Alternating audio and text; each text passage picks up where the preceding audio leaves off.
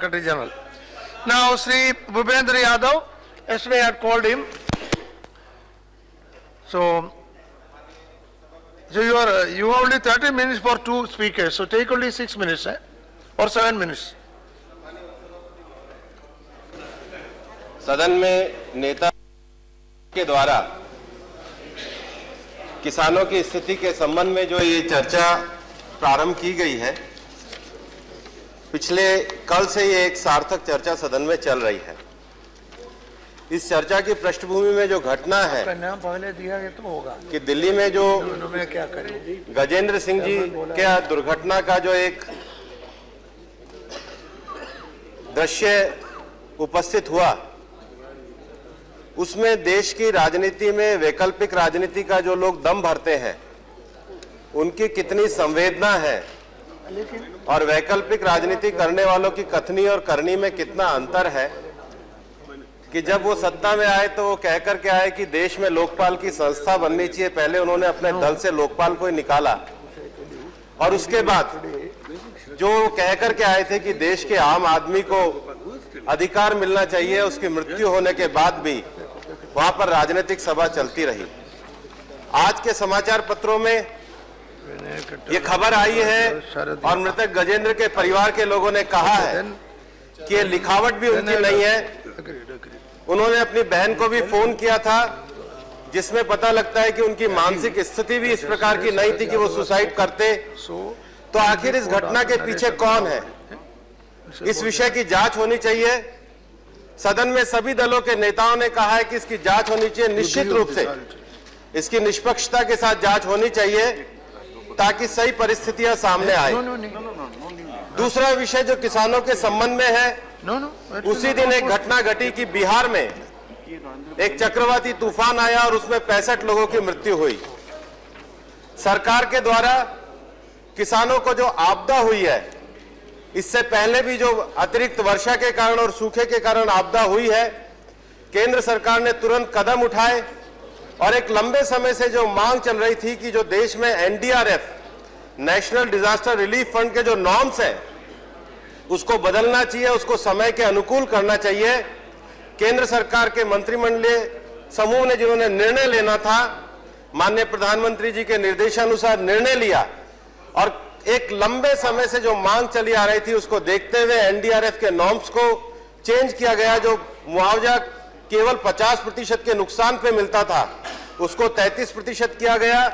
मुआवजे की राशि को भी बढ़ाया गया और पहली बार केंद्र सरकार के द्वारा यह प्रयास किया गया कि पिछली बार जब अतिवृष्टि के कारण, ओलों के कारण जब नुकसान हुआ, तो सबसे पहले केंद्र सरकार के मंत्री माननीय नितिन जी ने उत्तर प्रदेश में, माननीय राजनाथ जी उत्तर प्रदेश में, कृषि मंत्री माननीय राधा मोहन जी महाराष्ट्र में, वित्त मंत्री माननीय अरुण जेटली जी राजस्थान में और हिमाचल प्रदेश में, सभी राज्यों में केंद्र सरकार के मंत्री तुरंत गए और रिलीफ कार्य को मॉनिटरिंग उन्होंने तुरंत किया।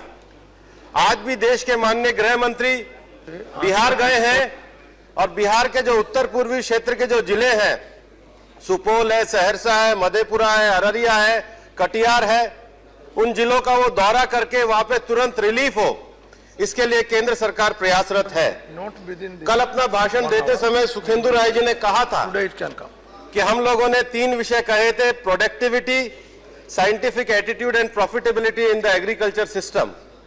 और मेरा भी मानना है कि देश के कृषि क्षेत्र की समस्याओं को आत्महत्या के संदर्भ में और उसके साथ साथ अगर आप तात्कालिक विषयों के अलावा भी देखना चाहते हैं तो लंबे संदर्भों में इन तीनों विषयों पर विचार करना भी चाहिए। और इसलिए अगर कृषि में हम प्रोडक्टिविटी और कृषि उत्पादन की वृद्धि की बात करते हैं, तो केंद्र सरकार ने अपने 10 महीने के छोटे से कार्यकाल में देश में सॉइल हेल्थ कार्ड की योजना को शुरू करके किसानों की उत्पादकता कैसे बढ़े, इसकी एक बड़ी चिंता करी है। इसके साथ ही इस देश में एक लंबे समय तक कृषि क्षेत्र में जो सिंचित क्षेत्र थे, उनको कभी केंद्रीय स्तर से ध्यान नहीं दिया गया था। सरकार ने आने के बाद पहले बजट में और दूसरे बजट में लगातार कृषि क्षेत्र के सिंचित क्षेत्रों को बढ़ाने के लिए प्रधानमंत्री सिंचाई योजना जैसी एक महत्वपूर्ण योजना, जिसमें एक बहुत बड़ी संख्या में धनराशि भी इस बजट में दी गई है, ये कृषि क्षेत्र की उत्पादकता को बढ़ाने के लिए किया गया है। लेकिन कृषि क्षेत्र की उत्पादकता को बढ़ाने के लिए ग्रामीण क्षेत्र में जो हमारा इंफ्रास्ट्रक्चर है और किसानों की जो कार्य दक्षता है उसको भी बढ़ाया जाना बहुत आवश्यक है। लंबे समय से इस देश का जो किसान था हम उसको तात्कालिक मदद देते थे, लेकिन लंबे समय की सोशल सिक्योरिटी के बारे में किसी ने चिंता नहीं करी। ये भारत की केंद्र सरकार ने हमारे प्रधानमंत्री माननीय नरेंद्र मोदी जी के नेतृत्व में अटल पेंशन योजना को लाकर के पहली बार किसानों के लिए एक लंबे स्तर पर सामाजिक पेंशन योजना की शुरुआत करी है। उस कृषि क्षेत्र को सामाजिक सुरक्षा देने के लिए प्रधानमंत्री शुरू होने वाली है जून में, सरकार का स्टेटमेंट है शुरू होने वाली है। कृषि क्षेत्र में ही इतने लंबे समय से जो भूमिहीन किसान है उसके लिए प्रधानमंत्री दुर्घटना बीमा योजना जैसी योजना ला करके हम लोगों ने जो सामाजिक क्षेत्र में एक जो बहुत बड़ा वर्ग इससे वंचित था उसको लाभ देने का प्रयत्न किया है। महोदय, 60 साल में इस देश की त्रासदी ये रही है कि हम लोगों ने जो इस देश का गरीब वर्ग है, जो इस देश का गांव में बसने वाला वर्ग है, जो बार बार प्राकृतिक आपदाएं जिसके ऊपर आती है उसका आर्थिक समायोजन जो है वो हमने नहीं किया। इस सरकार ने आर्थिक समायोजन और आर्थिक सशक्तिकरण के कार्य को प्रारंभ किया है, लेकिन कल माननीय नेता प्रतिपक्ष के द्वारा एक विषय भूमि अधिग्रहण के संबंध में किया गया था। मेरा ये एक स्पष्ट निवेदन है, मैं 2 मिनट और लूंगा जी। मेरा एक स्पष्ट निवेदन है कि अगर इस देश में शहरों में अगर मकान बनते हैं तो केवल एक अथॉरिटी की परमिशन लेने की जरूरत है। इस शहरों में अगर सड़क बनती है तो एक अथॉरिटी की परमिशन लेने की जरूरत है, लेकिन अगर इस देश के गांव में सड़क जाना हम भेजना चाहते हैं, अगर इस देश के गांव में कृषि क्षेत्र में आधारभूत ढांचे को बढ़ाने के लिए अगर इस बात की आवश्यकता है कि सिंचाई क्षेत्र का विकास हो, तो आप कहते हो पहले 80% की आप परमिशन लेकर के आओ। इस प्रकार के विषय को अगर हम राजनीतिक क्षेत्र में लेकर के आएंगे, गांव और गरीब के लिए अगर हम योजनाओं को ले जाना चाहते हैं तो योजनाओं के लिए 80% की बाध्यता करना मुझे लगता है ये देश की विकास योजनाओं के साथ ठीक नहीं होगा। 2022 तक इस देश के हर मकान रहित आदमी जो गरीब है उसको मकान देने की आवश्यकता है।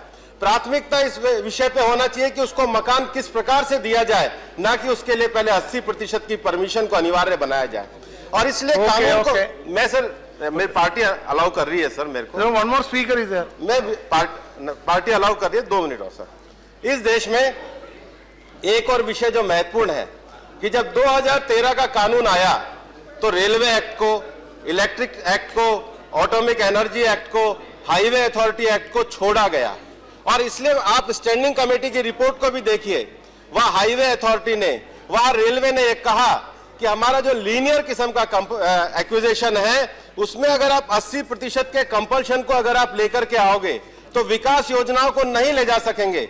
इसलिए मैं आपसे निवेदन करना चाहता हूं कि देश के गरीबों के लिए, उन लोगों के लिए जिनके पास मकान नहीं है, उन लोगों के लिए जिनके पास सिंचाई की योजनाएं नहीं पहुंची है, उन लोगों के लिए जिनके पास सड़क नहीं पहुंची है, उन गरीबों के लिए आप सोचिए और उन गरीबों के लिए सरकार की विकास योजनाओं में कम से कम रुकावट की राजनीति ना की जाए। आज इस बात की आवश्यकता है कि स्थायी रूप से परिसंपत्तियों का निर्माण किया जाए जो देश का विकास करे।